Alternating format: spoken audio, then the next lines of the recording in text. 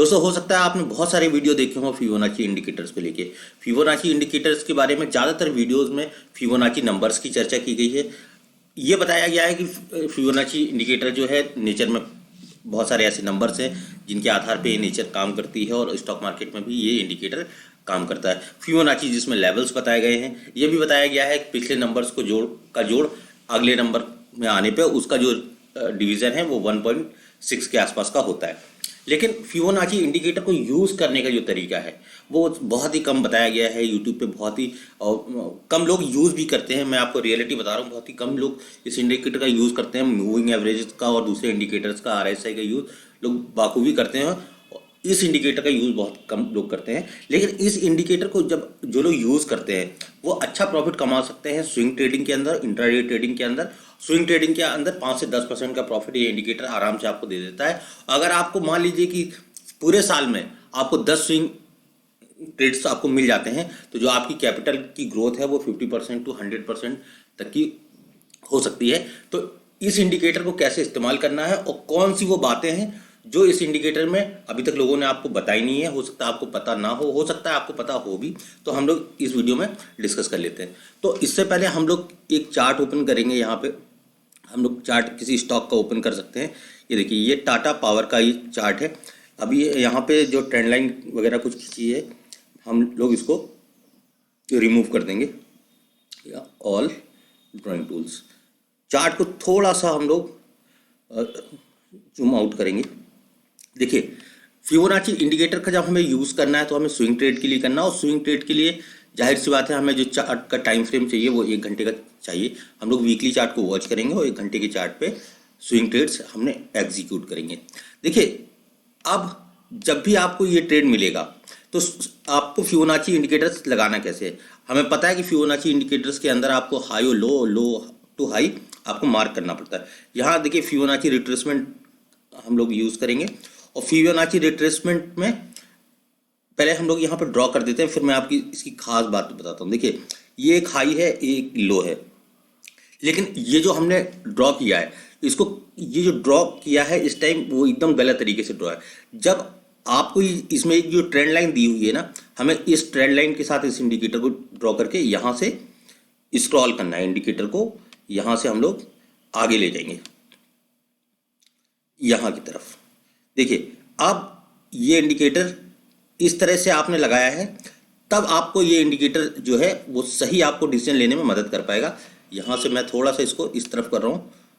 ये देखिए, अब इस इंडिकेटर की जो खास बात है, इस इंडिकेटर की जो बहुत इंपॉर्टेंट बात है जो आपको जाननी चाहिए और जो शायद अभी तक बहुत कम लोगों ने बताई है और बहुत कम लोग जानते हैं। देखिए, हम लोग ट्रेंड लाइन ड्रॉ करते हैं, इसमें एक ट्रेंड लाइन बनी हुई है, लेकिन खास बात यह है, अगर आप मान लीजिए अगर आपके पास हाथ में कोई बॉल है और आप 10 फीट की ऊंचाई से उसको गिरा रहे हैं, अगर आप 10 फीट की ऊंचाई से आपको गिराते हैं तो वो रिट्रेस होके आपको लगता है कि वो मैक्सिमम 50% तक जा सकती है।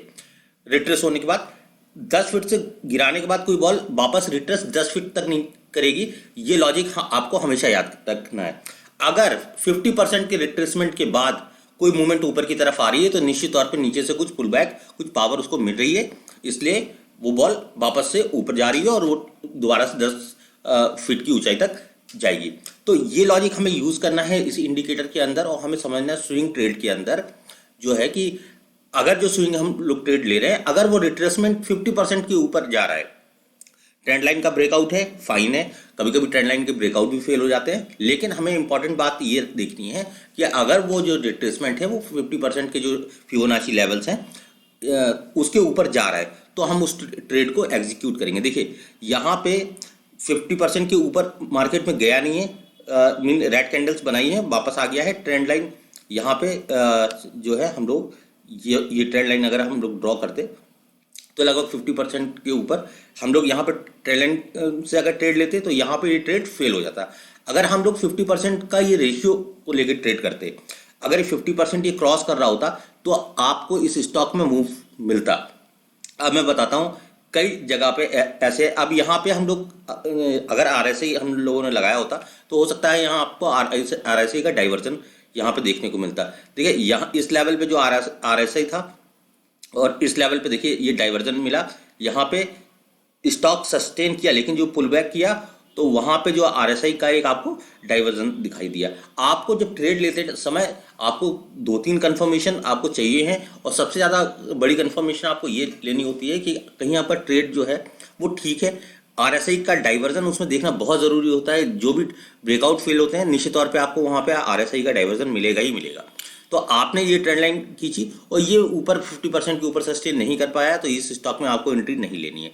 लेकिन कई मौके आए होंगे टाटा पावर के अंदर जहाँ पे ये 50% के ऊपर सस्टेन किया होगा और आपको अच्छे प्रॉफिट्स भी मिले होंगे। यहाँ पे देख लेते हैं क्या ये स्टॉक 50% के ऊपर यहाँ पे सस्टेन कर पा रहा है। हम लोग यहाँ पे फिर से एक फिबोनाची रिट्रेसमेंट का जो है इंडिकेटर यूज़ करेंगे। यहाँ पे ये देखिए, यहाँ इस लेवल पे भी जो हमारा जो रिट्रेसमेंट है वो 50% के ऊपर सस्टेन नहीं किया है। आप लोग अगर हम लोग इस इंडिकेटर को ठीक से प्लॉट कर दें, यहाँ पे इसके हाई को मार्क कर दें, तो ये जो है आपका 50% का जो है आपका फिबोनाची स्तर इसने पार नहीं किया है, इसलिए इस स्टॉक में खरीदारी के मौके नहीं बने हैं। अब ऐसे आपको ऐसे ही स्टॉक फाइंड करने हैं जहाँ पे इसने 50% के फिबोनाची स्तर को पार किया हो, तब आप उस ट्रेड में अपना ट्रेड एग्जीक्यूट करेंगे और वहाँ पे आप अपने प्रॉफिट बुकिंग करेंगे। यहाँ पे देखिए ये 1 घंटे का चार्ट है। यहाँ पे हम लोग 1 घंटे के चार्ट के इस स्विंग पे हम लोग फिबोनाची का स्तर खींचने की कोशिश करेंगे और देखिए आपको यहाँ पे आपको 50% के ऊपर जब इस स्टॉक ने चलना स्टार्ट किया तो ये स्टॉक था लगभग 233 रुपये का और ये बढ़ के हो गया है 280 रुपये के आसपास का। तो यहाँ पे आपने देखा कि फिबोनाची का वो स्तर जो 50% के ऊपर होता है, हम ओवरऑल मार्केट का ट्रेंड उससे जान सकते हैं। क्योंकि अगर 50% के ऊपर का कहीं भी रिट्रेसमेंट हो रहा है 50% के ऊपर, तो फिर निश्चित तौर पे वो ट्रेंड कभी फेल नहीं होता है और आप हमेशा उन ट्रेंड में ट्रेड करिए जो ट्रेंड फेल नहीं होते। और फिबोनाची इंडिकेटर आपको बता देगा कि 50% के ऊपर अगर कोई ट्रेड जो चल रहा है 50% एक स्विंग जो है रिवर्स होके 50% के ऊपर चलने लगा है, तो वहाँ पे आपका स्विंग ट्रेड अच्छी तरह से एग्जीक्यूट हो रहा है। अगर ये वीडियो आपको पसंद आई है तो इस वीडियो को कर दीजिएगा लाइक, चैनल को सब्सक्राइब करना बिल्कुल मत भूलिएगा। बहुत बहुत धन्यवाद।